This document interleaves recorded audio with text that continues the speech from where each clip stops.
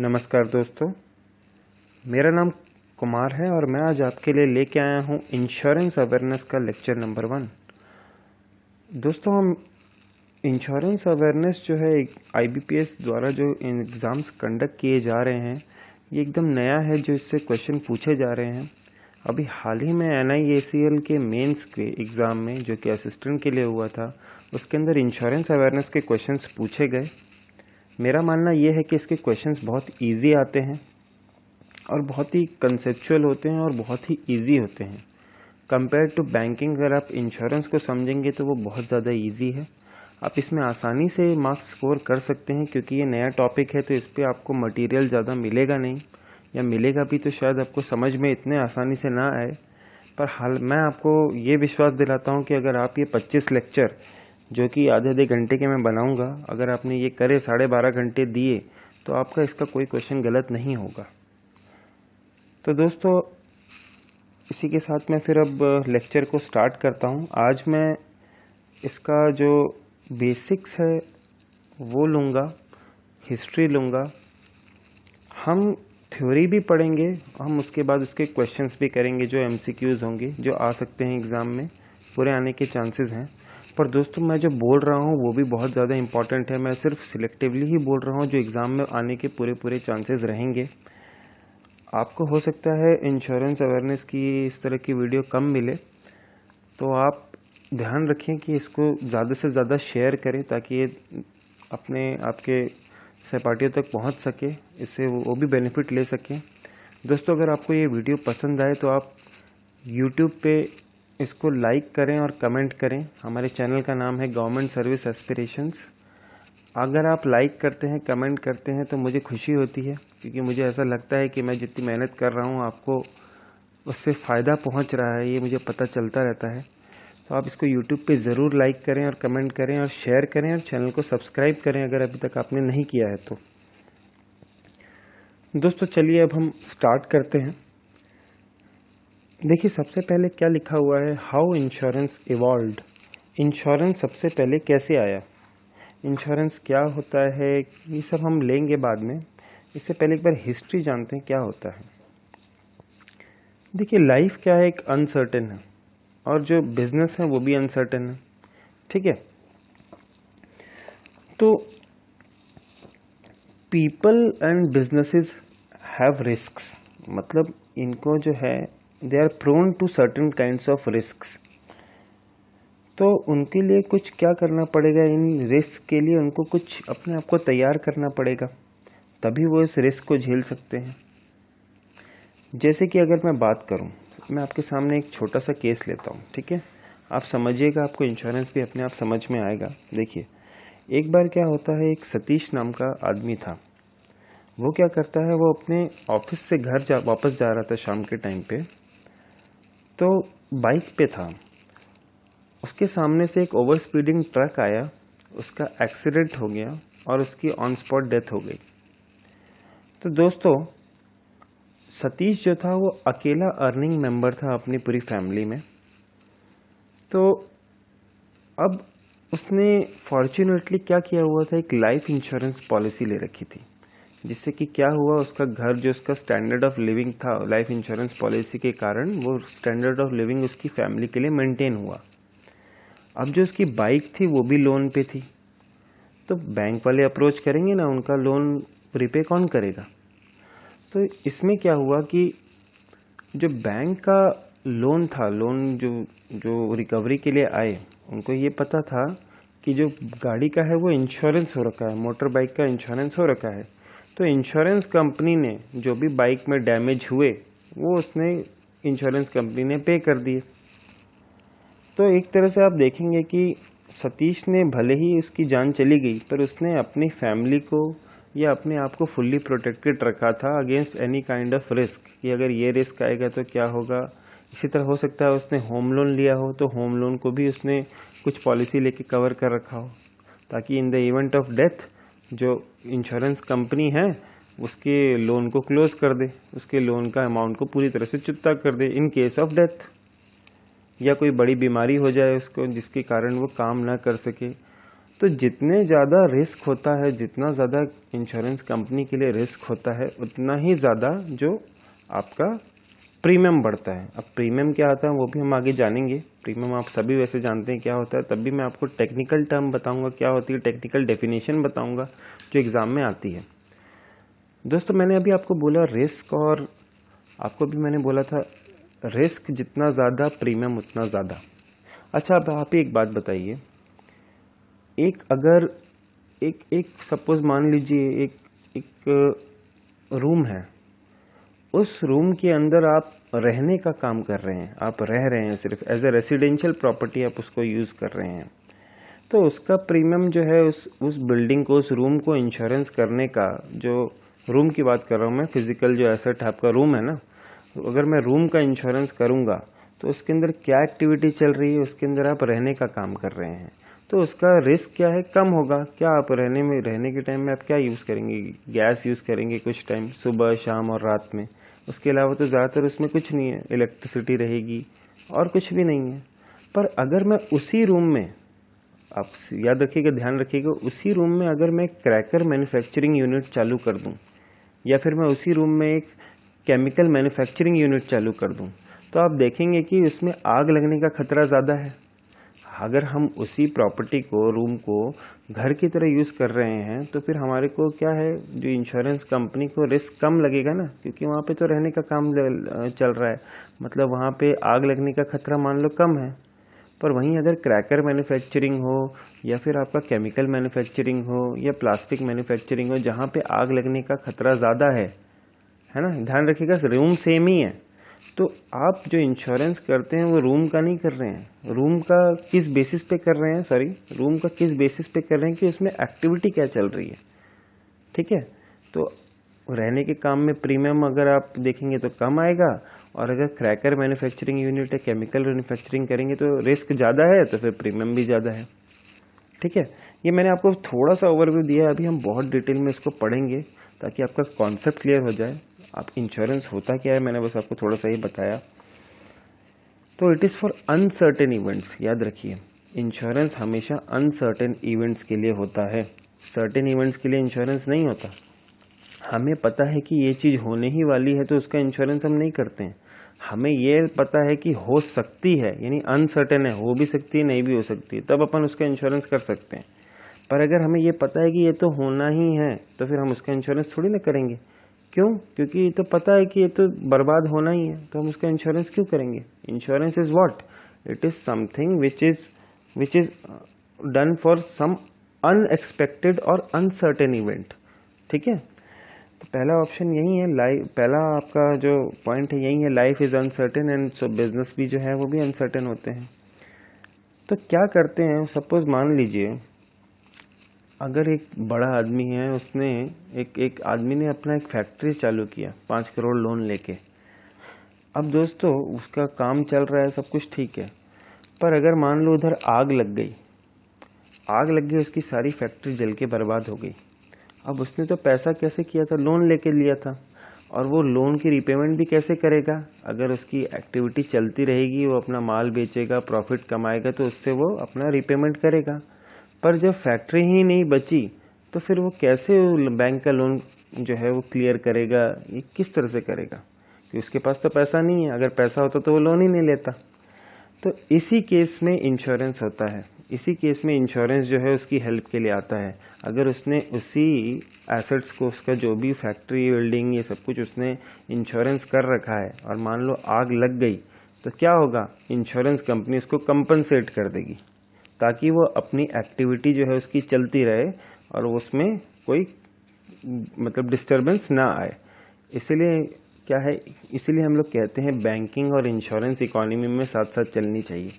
जो economic development होती है उसके लिए बैंकिंग और इकोनॉमी दोनों को, बैंकिंग और इंश्योरेंस दोनों को साथ साथ चलना पड़ता है। बैंक क्या करता है, लोन देता है, बैंक लोन देगा। तो बैंक लोन किस कारण से देता है कि अगर मान लो, बैंक को हमेशा ये डर तो रहेगा ना कि अगर इसका यूनिट में आग लग गई, ये रह गया, तो फिर प्रॉब्लम हो जाएगी, बैंक का एसेट भी खराब हो जाएगा, बैंक का एनपीए हो जाएगा, सब हो जाएगा। अगर आग लग गई इस कारण से, अगर एनपीए हुआ तो आग लगने के कारण, तो बैंक क्या चाहेगा कि भैया जो भी आप खरीदोगे उसका पहले इंश्योरेंस कर लेना, ताकि अगर कुछ आग वाग लग जाए तो आपका एक्टिविटी चलता रहे, ताकि आपको जो भी आपका नुकसान हुआ है वो इंश्योरेंस कंपनी आपको दे देगी। और उसका कुछ ही % आपको प्रीमियम देना पड़ता है, बस प्रीमियम कम होता है क्योंकि बहुत सारे लोग मिल जाते हैं। मान लो 10 ऐसी फैक्ट्रियां हैं तो 10 फैक्ट्रियां जो हैं थोड़ा थोड़ा थोड़ा करके प्रीमियम देगी। 10 में से एक फैक्ट्री में मान लो आग लग गई पूरे साल में, तो वो सारा का सारा जो प्रीमियम जो हमने कलेक्ट किया था वो एक फैक्ट्री के काम आ जाएगा पूरा, उसको हम क्लेम पे कर देंगे। ठीक है, ये भी फिर भी मैं आपके सामने ओवरव्यू ले रहा हूँ, आपको 2-3 मैंने केसेस बताए हैं। अब देखिए आगे पढ़िए। तो ये क्या है, पीपल और ये जो लोग हैं और ये जो बिजनेसेस जितने भी हैं, इन सबको क्या करना होता है, अपने रिस्क को स्प्रेड करना पड़ता है। मान लो आपके ऐसी, मैंने अभी आपको बताया ना कि 10 ऐसी कंपनियां हैं जिनको डर है, 10 हैं, 1000 हैं, लाख हैं, ऐसी बहुत सारी कंपनियां हैं। सबको रिस्क है कि अगर मान लो अगर हमारे इसमें आग लग गई, इसमें आग लग गई तो हम क्या करेंगे। पर जनरली ऐसा क्या, पूरी अगर हम 1000 कंपनीज का इंश्योरेंस करेंगे तो क्या हज़ारों में आग लग जाएगी क्या? ऐसा नहीं होता ना। इंश्योरेंस में क्या होता है, आई मीन जनरली क्या होता है कि एक या दो अनलेस एंड अनटिल कोई बड़ा सा अर्थक्वेक आ गया, ये इस तरह का कुछ कैटास्ट्रॉफिक लॉस हो गया, वो अलग चीज़ है। जैसे आपके उत्तराखंड फ्लड्स हुए थे, तमिलनाडु में फ्लड क्लेम्स थे, फ्लड था, उसके कारण ऐसा हुआ था। तो जनरली क्या होता है कि एक की दुक्की जो भी 1% 2% जो है वो क्लेम होते हैं, आई मीन बर्बाद होते हैं। बाकी सब मिलके जो भी उन्होंने, बाकी सब ने थोड़ा थोड़ा करके जो भी प्रीमियम दिया होगा वो एक पूल बन गया। अब उस पूल में से इंश्योरेंस कंपनी पेमेंट कर देती है। ठीक है, और जिसका भी लॉस हुआ है वो उससे कंपनसेट हो जाता है, क्योंकि वो इंश्योरेंस कंपनी उसको जितना भी प्रीमियम उसने कलेक्ट किया होता है वो उसको कंपनसेट कर देगा जिसको लॉस हुआ है। ठीक है, तो जो पीपल और बिजनेस हैं उनको क्या है, कुछ स्प्रेड करना पड़ता है ये risk among all who are expose to similar risk. Same तरह के रिस्क हैं, सबको आग लग सकती है। और ये जो है वो लोग ट्रांसफ़र करते हैं किसको, उन एंटिटीज़ को जो कि उनको झेलने की ताकत रख सकते हैं। तो ये एंटिटीज़ कौन है, यही तो इंश्योरेंस है। इंश्योरेंस कंपनी ही वो एंटिटीज़ हैं जो इन सबके जो सिमिलर रिस्क में जो भी कंपनीज हैं, मान लो ये सब के सब सिमिलर रिस्क है, सबको आग लग सकती है, सबका सिमिलर रिस्क है। तो ये क्या करते हैं, कुछ पैसे देके, मतलब प्रीमियम देके, कंसिडरेशन देके इंश्योरेंस कंपनी को बोलते हैं कि आप इंश्योर कर लो। तो ये जो एंटिटी कौन है, इंश्योरेंस कंपनी, क्योंकि उनके पास ये एबिलिटी है to bear that, they have the capacity to bear, क्योंकि वो क्या है, सबका इंश्योरेंस करते हैं। जितना बड़ा बेस बनाएंगे उतना ज़्यादा उनके पास प्रीमियम आएगा, 21% उनका जो भी क्लेम आएगा उसको दे देंगे, बाकी उनका प्रॉफिट हो गया। हालांकि मैं आपको बता दूं आजकल इंश्योरेंस कंपनी सब नेगेटिव में जा रही हैं। जो भी बिजनेस में जो ये सब करते हैं उस सबसे आपको लॉस ही आता है उनको। जो है वो इन्वेस्टमेंट इनकम से कंपनीज चल रही हैं, जितने भी पब्लिक सेक्टर हैं। अगले आप देखिए, 1666 में great fire of London destroyed more than 13,000 houses. 1666 में लंदन के अंदर एक फायर हुई बहुत बड़ी, जिसमें 13,000 हाउसेस को जला दिया। उस टाइम पे इंश्योरेंस जैसा कुछ था ही नहीं। तो ऐसे इवेंट्स ताकि फ्यूचर में ना हो, इसलिए फायर ऑफिस करके एक पहला इंश्योरेंस कंपनी स्टार्ट किया गया 1680 में, उसके 14 साल बाद। तो पहला ऑफिस, फायर का ऑफिस कौन सा था, फायर ऑफिस वो कहाँ पे खुला था, लंदन में। ठीक है, ये चीज़ ध्यान रखिएगा, ये फर्स्ट फायर इंश्योरेंस कंपनी है, फायर ऑफिस, जो कि 1680 में खोली गई थी। उस टाइम में कुछ इंश्योरेंस का जैसा कुछ था नहीं, किसी ने कुछ प्रीमियम जमा नहीं किया, तो वो 13,000 घर जो है वो पूरी तरह से बर्बाद हो गए, वो तो वेस्ट हो गया, क्योंकि कुछ था ही नहीं। तो उनको कंपनसेट कैसे करते, जब कोई इंश्योरेंस कंपनी नहीं थी तो फिर हम कंपनसेट कर ही नहीं सकते थे ना, इसीलिए कॉन्सेप्ट लाया गया। अब आगे देखिए, इंश्योरेंस हिस्ट्री जो है इंडिया की क्या है, आप एक बार देखें। इंडिया के अंदर जो इंश्योरेंस है फॉर्मली वो 18th सेंचुरी में चालू हुआ था। 1818 में फर्स्ट लाइफ इंश्योरेंस कंपनी आई थी। दोस्तों देखिए, आपका इंश्योरेंस में जो है ना 3 तरह की होती हैं। नॉन लाइफ, जिसको जनरल इंश्योरेंस कंपनी भी कहते हैं, जैसे आपकी NICL, general insurance company. NICL हो गया, ओरिएंटल हो गया, न्यू इंडिया हो गया, नेशनल हो गया, ये सब क्या है? General insurance companies. और दूसरी होती है लाइफ इंश्योरेंस, ये कौन करता है? LIC। थर्ड कौन सी होती है? री इंश्योरेंस, ये GIC री करके कंपनी होती है, ये करती है। हम सब बाद में डिटेल में लेंगे, मैंने थोड़ा सा आपको ओवरव्यू दिया, अभी हम स्टार्ट ही कर रहे हैं, तो मेरे हिसाब से आपको समझ में ज़रूर आ रहा होगा थोड़ा थोड़ा। और नहीं भी आ रहा होगा या आपको थोड़ा सा टफ लग रहा होगा तो हम जैसे जैसे लेक्चर में आगे बढ़ते जाएंगे, आगे लेक्चर्स में ये सब रिपीट करूँगा मैं, तो आपको बहुत आसानी होगी समझने में।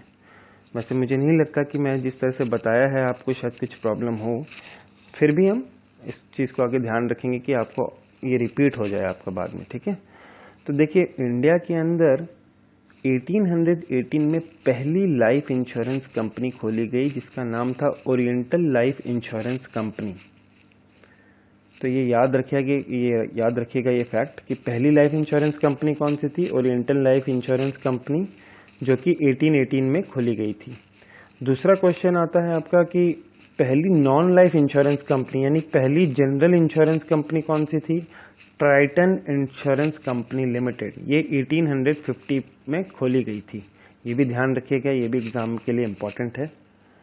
ये फैक्ट्स हैं, आपको याद रखने हैं। पहला नॉन लाइफ इंश्योरेंस 1850, पहला लाइफ इंश्योरेंस कंपनी 1818।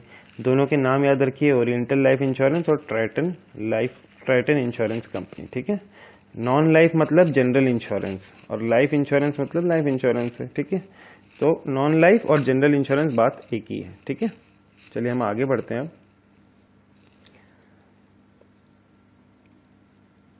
देखिए अब अगला क्या दिख रहा है point, growth of insurance business in India required the enactment of the insurance act 1938।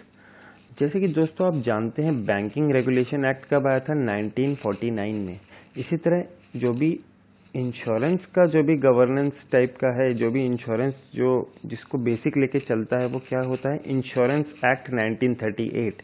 जैसे आपका बैंकिंग में BRA होता है, बैंकिंग रेगुलेशन एक्ट 1949, इसी तरह इंश्योरेंस का जो ग्रोथ है वो कौन देखता है? इंश्योरेंस एक्ट 1938, ठीक है। ये याद रखिएगा, ये ईयर इंपॉर्टेंट है। इंश्योरेंस एक्ट कब आया था? 1938 में आया था, वेरी इंपॉर्टेंट। जैसे बैंकिंग रेगुलेशन कब आया था? 1949 में। ये भी आप ध्यान रखिएगा, ये भी एग्जाम में आता है। LIC life insurance corporation of India, ये भी क्वेश्चन आ सकता है, ध्यान रखिएगा। जैसे SBI का आता है कि SBI का कब आपका उसको इंपीरियल बैंक से नाम चेंज करके कब SBI रखा गया था? 1955 में। 1956 में life insurance corporation of India, जो कि लाइफ इंश्योरेंस बिजनेस करती थी, उसको नेशनलाइज किया गया। जैसे आपका स्टेट बैंक का नेशनलाइजेशन किया 1955 में, इसी तरह इसका भी life insurance corporation of India का भी नेशनलाइजेशन किया गया 1956 में, ठीक है। और डेट कब थी इसके, कब बनाया गया? ये 1 सितंबर 1956, ये भी याद रखिएगा। इसका हेडक्वार्टर कहाँ है? मुंबई में है। प्रेजेंट चेयरमैन आप नेट से देखते रहिए, कुछ भी चेंज हो सकता है। मैं लेक्चर में इसलिए नहीं लिया क्योंकि ये चेंज होते रहते हैं, तो आप इस चीज़ का ध्यान रखिए कि आप देख लें, इंपॉर्टेंट रहता है। चेयरमैन आ सकता है, हेडक्वार्टर आ सकता है, और नेशनलाइजेशन कब हुआ था? 1956 में, ठीक है। अगला है जनरल इंश्योरेंस कॉरपोरेशन। देखिए बहुत सारी प्राइवेट कंपनीज थी, जिस तरह से बैंक में आपके बहुत सारे प्राइवेट बैंक्स थे, उनको मर्ज करके नेशनलाइज कर दिया गया। इसी तरह बहुत सारी प्राइवेट कंपनीज भी थी, उनको क्या किया गया? उनको मर्ज करके क्या किया? नेशनलाइज कर दिया 1973 में, under the general insurance business nationalisation act, GIBNA कहते हैं हम उसको, GIBNA, general insurance business nationalisation act 1972, ठीक है। तो 1973 सॉरी, तो 1973 में, एक बार कंफर्म कर लीजिएगा 72 है 73, थोड़ा सा मैं भी कंफ्यूज हो गया हूँ। 1973 में जनरल इंश्योरेंस बिजनेस को नेशनलाइज किया गया और general insurance corporation of India और उसकी 4 सब्सिडरी बनाई गई। सब्सिडरीज कौन कौन सी? New India Insurance, National Insurance, United India Insurance और ओरिएंटल इंश्योरेंस। इन सब के हेडक्वार्टर्स आप याद कर लीजिएगा और इनके चेयरमैन याद कर लीजिएगा। नेशनल का हेडक्वार्टर कोलकाता में है, न्यू इंडिया का मुंबई में है, यूनाइटेड का चेन्नई में है और ओरिएंटल का दिल्ली में है। देखिए क्या हो गया, 1955 में 56 में आपका लाइफ इंश्योरेंस बिजनेस को नेशनलाइज कर दिया, 1973 में जनरल इंश्योरेंस बिजनेस को नेशनलाइज कर दिया। दोस्तों ये इसी तरह जैसे बैंक्स में क्या हुआ था, 1969 में पहला नेशनलाइजेशन किया था 14 बैंक्स का, फिर 1980 में 6 बैंक्स का और नेशनलाइजेशन कर दिया था। तो दोस्तों आपने देखा होगा उसके बाद एक बैंकिंग में रिफॉर्म्स कमेटी आई थी, नरसिम्हम कमेटी 1991 में, जिन्होंने कहा था कि आपको मार्केट खोलना पड़ेगा क्योंकि बैंक्स की हालत बहुत बुरी हो गई थी, इसलिए बैंक्स को ग्लोबलाइज करना पड़ा। लिबरलाइजेशन, प्राइवेटाइजेशन एंड ग्लोबलाइजेशन नाम की पॉलिसी आई थी और ये कहा गया था कि वर्ल्ड इकोनॉमी के साथ बैंक्स को, हमें भारत को जुड़ना पड़ेगा। उसके लिए बैंक्स को जो है थोड़ा कमर्शियली काम करना पड़ेगा और बैंक्स को जो है उनकी वर्किंग में बहुत ज़्यादा इम्प्रूवमेंट लाने के लिए उन्होंने सजेशंस दिए थे। किसने? आपका 1991 में नरसिम्हम कमेटी ने। इसी तरह इंश्योरेंस की भी कमेटी आई थी, मल्होत्रा कमेटी 93 में। उन्होंने कहा इंश्योरेंस सेक्टर को भी खोलना ज़रूरी है, मार्केट से उसको लिंक करना ज़रूरी है, प्राइवेटाइजेशन करना ज़रूरी है, प्राइवेट प्लेयर्स को आना ज़रूरी है। तो 1999 में LIC, पहले तो 1999 से पहले क्या था कि LIC के पास एक्सक्लूसिव राइट था लाइफ इंश्योरेंस करने का, लाइफ इंश्योरेंस बिजनेस को हैंडल करने का एक्सक्लूसिव राइट LIC के पास था।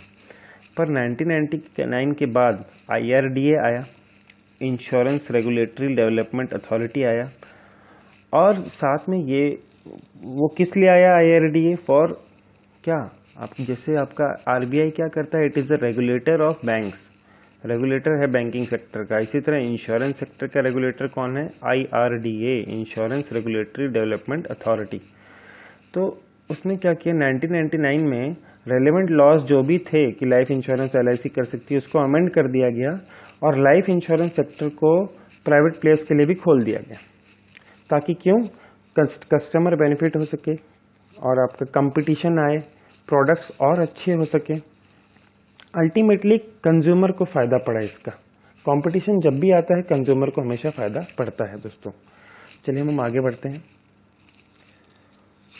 दोस्तों अब हम liberalisation of the Indian insurance sector, मैंने आपको अभी बताया 1999 में IRDA आ गया, जैसे आपका 1934 में आपका RBI आया था, 1 अप्रैल 1935 से उसने स्टार्ट कर दिया था वर्किंग, किसने? रिजर्व बैंक ऑफ इंडिया ने। इसी तरह IRDA आया आपका 1999 में, insurance regulatory and development authority. ये क्या है? Regulator for insurance business in India. इसका हेडक्वार्टर जो है वो हैदराबाद में है। इनके चेयरमैन आप याद कर लीजिएगा। ईयर 2000 में इंश्योरेंस सेक्टर को लिबरलाइज किया गया। क्या किया गया? उसमें फॉरेन डायरेक्ट इन्वेस्टमेंट जो है वो अलाउ करी गई 26% तक। अभी हाल ही में 49% हो गया, ये चीज़ ध्यान रखिएगा जनरल इंश्योरेंस में। इससे क्या हुआ? कंपटीशन आया, बेटर कस्टमर सर्विस आई, इस तरह की चीज़ें आई जो कि कस्टमर के लिए बहुत बेनिफिशियल रही। दोस्तों अब इंश्योरेंस असल में क्या होता है, सपोज मान लीजिए मैंने यहाँ पे 3 चीज़ें ली हैं। अभी मैं ऊपर वाला मत देखिए, अभी ये नीचे देखिए। मोटर इंश्योरेंस, यहाँ एक गाड़ी बनी हुई है, माफ़ कीजिएगा ये गाड़ी लग नहीं रही पर गाड़ी है।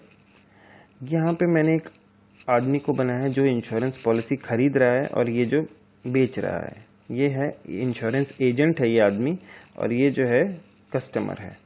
तीसरा मैंने एक ये फैक्ट्री बनाई है, फैक्ट्री जो है वो किससे कवर होगी? जनरल इंश्योरेंस से ही कवर होगी। ठीक है, आप देख सकते हैं ये तीनों में ही कुछ ना कुछ एसेट्स बन रही है। ठीक है, what are assets? Assets are economic resources. ठीक है, पहली सिचुएशन देखिए, इंश्योरेंस क्या होता है, मैंने आपको वो भी छोड़िए, चलिए। Business of insurance is what? It is related to the protection of the economic value of assets. जैसे मान लीजिए इकोनॉमिक वैल्यू, अब देखिए एसेट जो है, कोई भी एसेट होगी, चाहे वो मोटर हो, चाहे वो उसकी फैक्ट्री बिल्डिंग हो, स्टॉक हो, कुछ भी हो, ये क्या है? वो कुछ ना कुछ इकोनॉमिक वैल्यू रखती होगी, कुछ ना कुछ उसकी वैल्यू होती है। एक एसेट जो है, कोई एसेट हो सकती है उसकी ना, ये तो एसेट क्या होता है? वो वैल्यूबल होती है कि उसके ओनर के लिए। ठीक है ना, क्योंकि क्या है, ये तो उसको इनकम देती है, या तो कुछ बेनिफिट देती है किसी न किसी फॉर्म में, चाहे वो कन्वीनियंस हो, कंफर्ट हो, कुछ ना कुछ। तो एसेट क्या है? Which is valuable to the owner because they get the income from it और benefits from it in the form of comfort and convenience. जैसे कि गाड़ी ही ले लीजिए, गाड़ी कोई आदमी को इनकम नहीं देती है ना, देती होगी ये जो टैक्सी चलाते हैं उनके लिए, वो तो आमदनी है। पर सपोज आप नॉर्मल अगर हम बात करें सैलरीड पर्सन के लिए, तो गाड़ी उसको क्या देती है? कंफर्ट देती है, ठीक है। जनरल इंश्योरेंस में अगर मैं बात करूं, यहाँ पर एक फैक्ट्री चल रही है, मान लीजिए ये क्या है, ये भी तो आपके लिए क्या कर रही है? रॉ मटेरियल्स लेके ये फिनिश गुड बनाएगी और फिनिश गुड वो बेचेंगे, तो उससे कुछ ना कुछ उसको प्रॉफिट मिलेगा, क्योंकि रॉ मटेरियल कम में खरीदेगा, फिनिश गुड बनाएगा, उसके बाद उसको थोड़ा सा अपना प्रॉफिट मार्जिन लेके वो बेचेगा। तो वो इसके लिए क्या है? इनकम जनरेटिंग एसेट है ना, इनकम जनरेट कर रही है ये फैक्ट्री उसके लिए। तो अगर इसको कुछ नुकसान हुआ तो उसके लिए बहुत खतरा है। इस फैक्ट्री में क्या क्या हो सकता है? स्टॉक हो सकता है रॉ मटेरियल का, फिनिश्ड गुड्स का, मशीनरी हो सकती है, बिल्डिंग जो इसने बनाई है ये भी है, ये सब इसकी एसेट्स हैं। अगर ये सब भी मशीनरी खराब, आग लग गई या स्टॉक में आग लग गया या बिल्डिंग में आग लग गई या अर्थक्वेक आ गया, सब बर्बाद हो गया, तो ये आदमी तो नहीं कंपनसेट कर पाएगा ना। हम ये मान के चल रहे हैं कि उसने सब ये लोन लेके लिया है, तो अब चाहे वो लोन ले या ना ले, उसका एसेट तो बर्बाद हुआ ना, अब तो वो कुछ बचा नहीं ना। पर अगर वो इसका इंश्योरेंस करा लेता तो क्या होगा? इंश्योरेंस कंपनी उसको कंपनसेट कर देगी और जैसा उसका काम चल रहा था वैसे चलता रहेगा, उसको कुछ अलग से पैसा और देने की ज़रूरत नहीं पड़ेगी। तो दोस्तों, आप तीनों सिचुएशन में देख सकते हैं कि मान लीजिए लाइफ इंश्योरेंस है, लाइफ इंश्योरेंस पॉलिसी है, अगर उसने ली है और उसकी डेथ हो गई, मैंने अभी पहले भी एग्जांपल लिया था, तो क्या होगा? इंश्योरेंस कंपनी उसको कंपनसेट कर देगी। इसी तरह मोटर इंश्योरेंस है, मान लीजिए उसको कंफर्ट और ये दे रही थी उसको गाड़ी, अगर वो ऑफिस जा रहा है, घर जा रहा है, तो उसको कंफर्ट दे रही है, पर अगर वो गाड़ी ही अगर एक्सीडेंट हो गई तो फिर क्या होगा? वो गाड़ी से नहीं जा पाएगा, उसको वो कंफर्ट नहीं मिल पाएगा, तो कुछ ना कुछ उसको कस्टमर को लॉस हो ही रहा है। पर अगर वो इन सब का इंश्योरेंस करा ले, अगर वो गाड़ी का अपना इंश्योरेंस करा ले, तो अगर कुछ एक्सीडेंट होता है तो इंश्योरेंस कंपनी उसको जो है गाड़ी ठीक कराने का या जो भी है उसको पे कर देगी। गाड़ी चोरी हो गई तो उसकी जगह उसको नई गाड़ी के उसी वैल्यू का पैसा दे देगी। लाइफ इंश्योरेंस में अगर उसकी डेथ हो गई तो उसकी फैमिली को हेल्प करेगी लाइफ इंश्योरेंस कंपनी। इसी तरह जनरल इंश्योरेंस में अगर वो फायर इंश्योरेंस में अगर उसमें फायर हो गया फैक्ट्री में, तो इंश्योरेंस कंपनी वो फायर को कंपनसेट कर देगी, उसके दोबारा उसको वैसा वैसा बनाने में जितना पैसा लगेगा उतना दे देगी, जो भी कस्टमर का सम इंश्योर्ड रहेगा उसके हिसाब से, ठीक है ना। तो आप देखेंगे तीनों केसेस में वो कंपनसेट तो हो रहा है। तो व्हाट इज बेसिकली क्या है इंश्योरेंस जो आपका है, मैंने आपको अब बता दिया। It is a process of insurance can be defined as a process of transferring the risk from someone who cannot bear it to someone who has the capacity to bear for such risk, such as a insurance company, in return for a consideration। क्या कि insurance company वो transfer अपने ऊपर risk जो है अपने ऊपर ले लेगी, पर क्या लेगी वो? In return for some consideration. And what is this consideration? This is called premium. कि मान लीजिए अगर मैं 10 लाख रुपए का कवरेज कर रहा हूँ, कि 10 लाख रुपए की मैं आपकी एक गाड़ी कवर कर रहा हूँ 1 साल के लिए मान लीजिए, तो उसके लिए इंश्योरेंस कंपनी कस्टमर को बोलेगी कि मान लो आप 15,000 रुपये दे दो। तो आप देखेंगे कि कस्टमर 15,000 रुपये सालाना दे रहा है, पर उसको 10 लाख का 1 साल में कुछ भी हुआ तो 10 लाख तक का कवर भी तो है। तो आप देखेंगे कि ऐसे 15,000 कई सारे कस्टमर से इंश्योरेंस कंपनी ले लेगी और जिनका लॉस होगा वो उसको कंपनसेट कर देगी, ठीक है ना। तो आप मेरे सामने आपको मैंने एक और पिक्चर बनाया था, मान लीजिए ये शिप्स हैं पानी में, 1,000 हैं जो शिप्स हैं, इनको इंश्योरेंस करवाया इंश्योरेंस कंपनी के पास। उसमें से 1-2 शिप्स डैमेज हो गई, तो कंपनी ने क्या किया, इन्हें 1,000 लोगों का 1,000 शिप्स का प्रीमियम लिया और 2 शिप जो भी होंगी उनकी जो भी पूरी तरह से डैमेज हुई उसको पे कर देंगी। तो this is what, this is transfer of risk of many. They share, ये जितने भी शिप्स हैं सब क्या शेयर कर रही हैं? सेम चीज़ शेयर कर रही है ना, कि डूबने का, ये डूब जाएंगी तो बर्बाद हो जाएंगी, सबको यही खतरा है। तो ये सारा का सारा इस जो सेम रिस्क है उन्होंने इंश्योरेंस कंपनी को ट्रांसफर कर दिया इन return for a consideration which is called premium. और प्रीमियम पे कर दिया। अब उस 1 साल के अंदर कुछ मान लीजिए 1 साल या जो भी टेन्योर फिक्स हुआ, अगर इसके बीच में कुछ भी हुआ, किसी उन 1000 में से किसी को भी हुआ, मान लो दो शिप्स को हो गया ऐसा, तो वो 2 को जो है कंपनी जो है कंपनसेट कर देगी। ठीक है ना। This is the principle of insurance. तो insurance company works on the concept of pooling. ठीक है। इंश्योरेंस कंपनी क्या करे, एक इंटरमीडियरी की तरह काम कर रही है इन लोगों के बीच में कि चलो आप पैसा दे दो और हम अपने पास संभाल के रखेंगे, अगर कुछ लॉस होता है तो हम उसको कंपनसेट कर देंगे, जो भी आपके वो होंगे। दोस्तों फिर आज का लेक्चर मैं यहीं पे ख़त्म करता हूँ। आगे चल के मैं फिर इसको थोड़ा डिटेल में हम लोग लेंगे। मुझे लगता है कि आपको शायद समझ में ज़रूर आया होगा, नहीं आया तो आप थोड़ा बियर करें। आगे चल के अभी जैसे जैसे लेक्चर प्रोग्रेस होंगे हम सब रिपीट भी करेंगे और आपको समझ में भी अच्छे से आएगा। तो मेरे को ज़रूर कमेंट करके बताएं, लाइक करके बताएं कि आपको वीडियो कैसा लगा। दोस्तों चलिए फिर हम मिलते हैं कल अगले लेक्चर में। Good night.